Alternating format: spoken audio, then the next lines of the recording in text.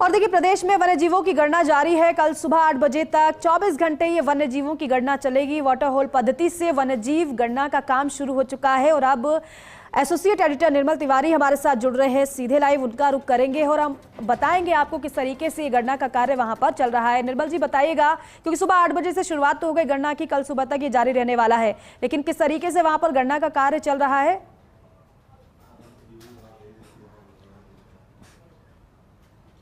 देखिए दीपिका, ये वन कर्मियों का जज्बा ही है कि इतनी तीखी धूप और भीषण गर्मी के बावजूद ये मचानों पर डटे हुए हैं तो सिर्फ इसलिए कि प्रदेश के अंदर कितने वन्य जीव हैं उनकी सही और सटीक गणना की जा सके। जी, मैं इस समय झालाना लेपर्ड रिजर्व के अंदर हूँ। ये इसका रूट नंबर 1 का वाटर पॉइंट नंबर 2 है, उसके ठीक सामने मचान बनाया है और इस मचान पे हमारे साथ यहाँ जो नरेंद्र गुर्जर जो यहाँ के वनपाल हैं वो यहाँ पर मौजूद है, मोहित यहाँ पर वॉलंटियर बतौर वॉलंटियर मौजूद है और किशन कुमार मीणा जो यहाँ के प्रभारी नाका प्रभारी जो हैं वो भी यहाँ पर है। तीनों से बारी बारी बात करेंगे। नरेंद्र, चूंकि आपका अभी अपॉइंटमेंट ही हुआ है, किस तरह का एक्सपीरियंस है? शायद पहली बार ही आप वन्यजीव गणना से जुड़े हैं।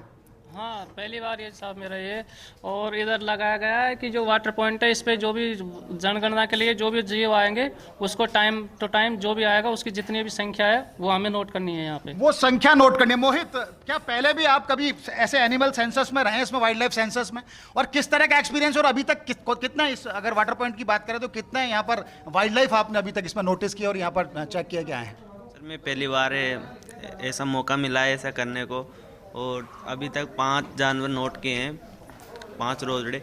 और सुबह जब हम यहाँ पे आए थे उस टाइम पे राणा नाम का पैंथर है, लेपर्ड, उसकी साइटिंग हुई थी। राणा की साइटिंग। देखो किशन जुड़ गए, ये किशन बताने की कोशिश करेंगे कि किस तरह का एक्सपीरियंस है। मैं खुद नीचे आता हूं। देखिए दीपिका, बड़ा दुर्गम सा है ये सब इस तरह से करना, लेकिन अच्छा एक्सपीरियंस है। वाइल्ड लाइफ की आप रिपोर्टिंग करते हो तो आपको इस तरह का एक्सपीरियंस भी लेना ही होंगे, इस तरह का जोखिम उठाने होंगे। किशन, कितना जोखिम है वाइल्ड लाइफ सेंसस में? अब जैसे ये बैठे हैं, इसमें कोई रेप्टाइल चढ़ जाए, मॉनिटर लिजार्ड आ जाए इसके ऊपर, या कोई जानवर, क्योंकि क्लाइंब कर सकता है वो तो, जो लेपर्ड होता है चढ़ सकता है पेड़ों पे, तो कितना सावधान सतर्क रहना पड़ता है। किस तरह की पानी की सप्लाई आप लोग इनको कैसे कर रहे हैं, वॉलंटियर्स को मेडिसिन की सप्लाई कैसे कर रहे हैं, खाने की सप्लाई, सब चीज जानना चाहेंगे आपसे। इनके लिए जो रेप्टाइल्स वगैरह, लेपर्ड वगैरह, इनको खतरा न हो उसके लिए हम पहले मचान बनाया और मचान बनाने के बाद में पेड़ के पास में ये टहनियाँ लगा दी जो आपको दिख रही है इधर, ताकि इधर से रेप्टाइल वगैरह या फिर और एनिमल्स, लेपर्ड वगैरह, ये इनको खतरा नहीं पहुंचाए। और पानी के लिए इनको हर 2 घंटे में इनके लिए पानी की व्यवस्था ही कर रहे हैं, कैंप पर पहुंचा रहे हैं।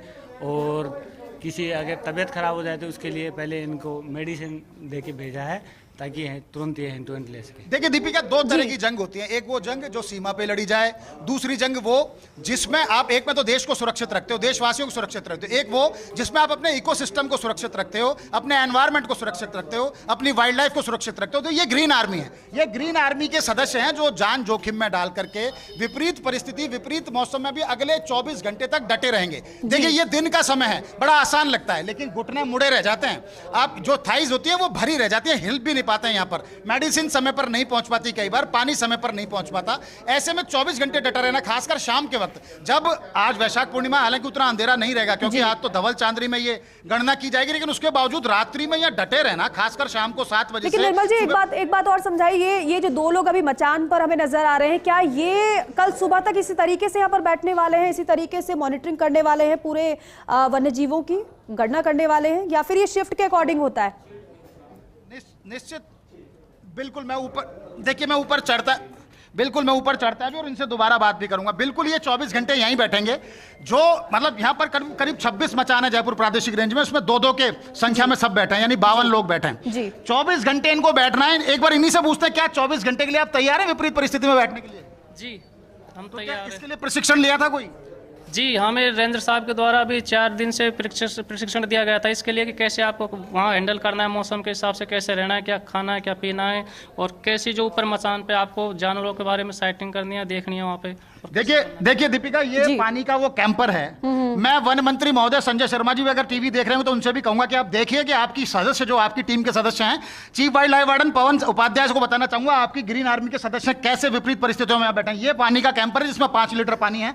ये एक छोटी सी पोटली है, अगर आपको सर पे धूप लगे तो इसमें से एक चद्दर निकाल के आप ओढ़ लें। हाथ में पेन है, इसके अलावा कुछ नहीं। मोबाइल आपके साइलेंट मोड पर है, और चूंकि जंगल है यहाँ पर मोबाइल का नेटवर्क काम भी नहीं करता बहुत जगह पर। जहां भी हम थोड़ी देर पहले थे वहां मोबाइल का नेटवर्क काम नहीं करता।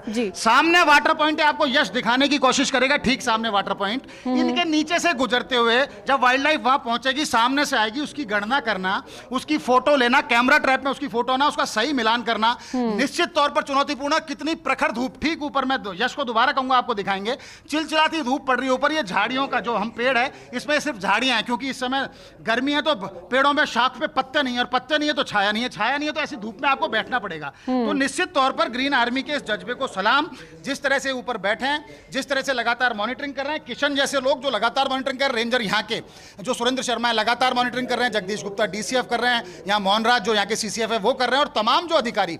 और ये स्थिति सिर्फ जालाना की नहीं है, ये पूरे राजस्थान की है, क्योंकि पहली बार इतने वृहद स्तर पर जो एनिमल सेंसस, जो वाइल्ड लाइफ सेंसस हो रही है, बहुत वृहद स्तर पर हो रही है। 1000 से ज्यादा वाटर पॉइंट है, जिसपे 2000 वनकर्मी बैठकर पूरी गणना को अंजाम दे रहे हैं। तो निश्चित तौर पर ग्रीन आर्मी ने जो जज्बा दिखाया, माना जा रहा है कि पिछली बार 2,52,000 से ज्यादा वाइल्ड लाइफ काउंट की गई थी राजस्थान में। इस बार ये संख्या 3 लाख से ज्यादा पहुंचेगी, जो निश्चित तौर पर इकोसिस्टम के लिए बहुत शुभ संकेत है।